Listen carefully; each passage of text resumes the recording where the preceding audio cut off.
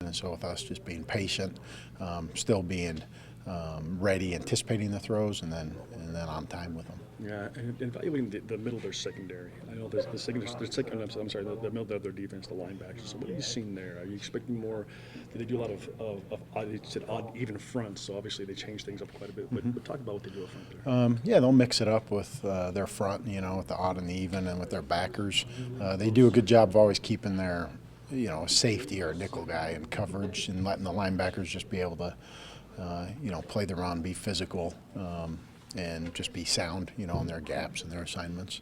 So yeah, they're well coached. They've, good schemes.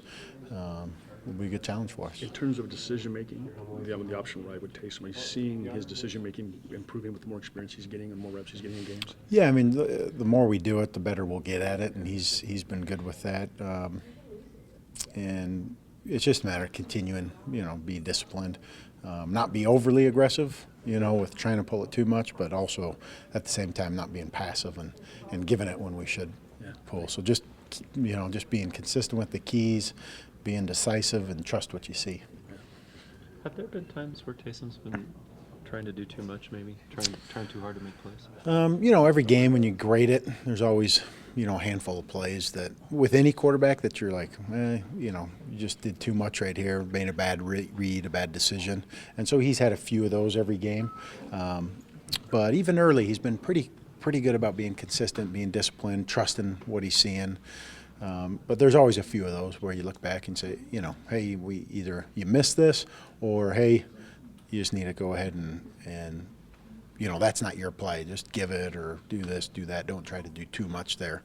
And, when you have some good runs or whatever, that's kind of the challenge for anybody is they want to go back and do it again. But, the defense changes or they adjust, they play it different. And so now just trust what you see. Don't predetermine it. Don't be too aggressive.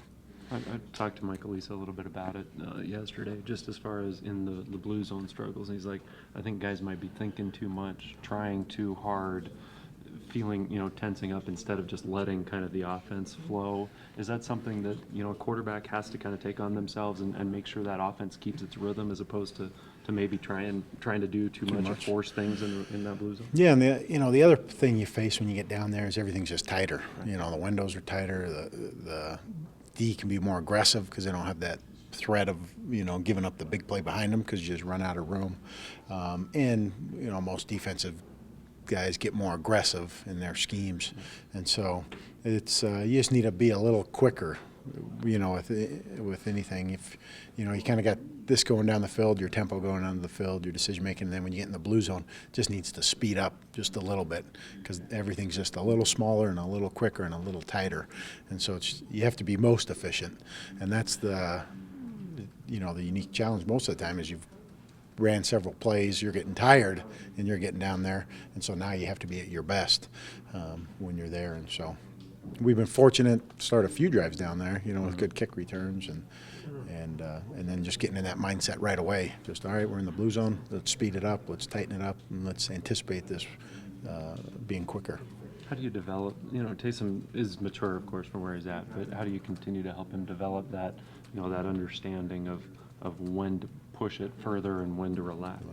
It's just something that comes with the reps, in games, but trying to simulate that in practice and trying to get the looks in practice as well as in the film study, just trying to pick up from things we see in film, to just learn it that way. So just all those different methods, try to learn it, try to pick it up to make that happen. Does he apply really well what he sees in the film? When you go over it, do you see the next week, okay, he's really picked up what we were talking about? Is he pretty good at that? With quarterbacks I've worked with, he's one of the better at just talking about something and then being able to go out there and do it.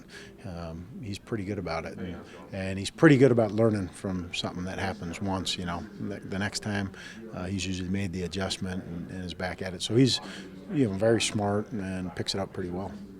I think we all anticipated Taysom to do well, but did you expect him to do this well in the running game specifically? Yes and no. I mean, we knew he was a good athlete. We knew he was able to make plays, and if we block stuff well, he'll be able to turn that into a big play. But you just never know exactly. You know, you don't anticipate it going for 60 when you put it in. You just anticipate, hey, we can target this and get the first down, or get a positive play here. And then when it hits big, then it's a pleasant surprise, I guess you'd say.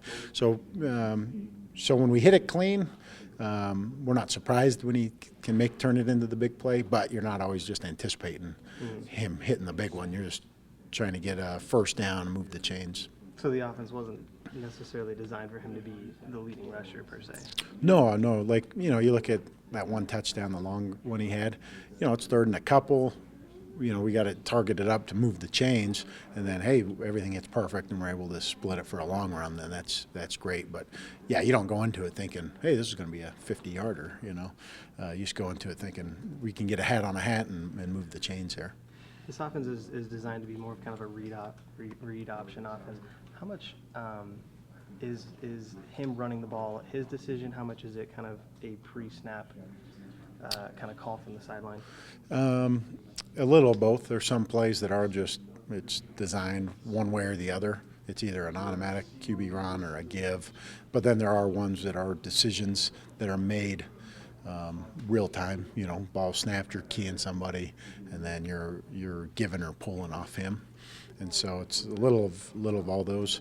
And then, some of his yards he's just getting on scrambles. They're passes, and something happens or a breakdown, and he just takes off running. And so that happened on one of those that he took for a decent run. Was just a pass play that he scrambled on. So you kind of get a little of everything. With as well as he's done running the ball, and maybe the first few games not so much passing, after Middle Tennessee, do you kind of feel like you have that quarterback that you've wanted, since spring and fall camp? We've been pretty happy with the way he's been playing and preparing, and all the way from spring and fall. And so it's good to see, on Saturdays it shows up and playing a pretty good all-around game. More than anything, it's just the whole group, the execution of the 11 guys out there. That's the biggest focus. And as we continue to improve that execution as a group, I think it will just reflect well for everybody. Okay. And then just moving forward, is the way he's running the ball as well as he is, has that changed, or is that changing kind of how the offense functions as opposed to day one? No, not schematically. If anything, it's just more changes, defenses, how they are playing things and what adjustments they're making. And so then what do we need to do to counter it?